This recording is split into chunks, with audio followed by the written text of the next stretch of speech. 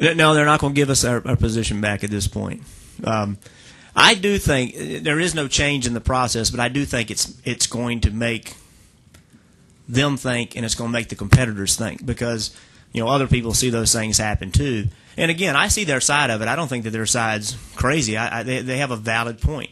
We put ourselves in a position by making the call late to have this thing happen to us. It's an interesting situation. Let's go Mike Mulhern and then Jeff. Mike Mulhern, MikeMulhern.net. You drivers have been putting on a hell of a show this season. I mean, just some of the best racing I've seen in a couple of years now.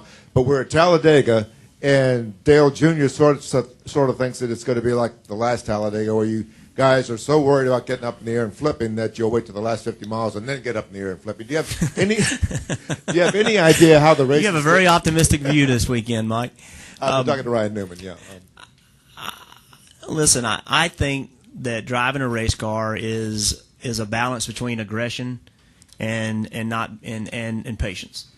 And when you're at a racetrack that is 500 miles, the race is 500 miles long, and the racetrack has a reputation for having big wrecks, and you decide that with 250 miles to go that it may not be in your best interest to be in the middle of a wreck, that may be just doing due diligence. I don't know what kind of race. I've quit trying to figure it out. Well, we've come here before and been 3-4 wide the whole race. We've come here before and gone single file. The last race here wasn't the first time that it ever happened. It received all the attention because it was led up to a rule change, and so everybody said, "Well, the tree fell in the woods," and so then this happened, and that had to be the reason. The reality of it is, we've seen that same race here before, and I don't know. Who knows what kind of race we're going to see? I think a lot of drivers feel in the cars when you make a move here and you feel like if it doesn't work you're going to lose 30 spots, then you tend to not want to make a move. If you feel like if you make a move and you're only going to maybe lose 6 or 7 spots, then you'll be willing to make that move. So I think a lot of that, it really depends on how we feel the cars are once we get out there with this combination. But I wouldn't dare try to predict what kind of race we're going to see on Sunday, other than to say that I'd be shocked if the end of it wasn't crazy. Go ahead, Jeff. Jeff at racingtoday.com. Jeff, it looks like the size of the restrictor plate to be run on Sunday is going to be based on how practice goes today. Is that a concern when something like that changes, or if it doesn't affect the handling of your car, does it even matter? I just assume we just line up on Sunday and race and not even practice today. I think it'd be more fun. I think that the teams are prepared enough. Whatever NASCAR throws at us, the teams can adapt to it, and the drivers will adapt to it fairly quickly. So I really don't have any concern.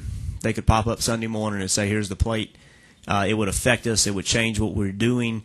But I think the teams and the drivers are advanced enough to adapt to it pretty quickly. Go ahead, Reed. Reed Spencer with Sporting News. Jeff, Mark Martin said last week that you had volunteered to be his agent and had some... I didn't volunteer. There's a commission involved. Right, but I mean, you had said that you would serve as his agent for him. Okay, that sounds better. And that you had some pretty off the wall ideas about what he should do in 2012. What are some of those? You get Mark Martin to give me permission to talk publicly about that, and I will. Until then, I can't do it. I'm an agent. I got to have dignity and do things the right way. Code of ethics. Awesome. Got time for maybe one more. Anybody What's else? that? Code of ethics what? Hey, it's a new era, right? I heard somebody ask Mark about the NFL draft a little while ago. I figured, what the hell? It's a new deal, All right, Jeff, thank you for your time, and good luck on Sunday. Thank you.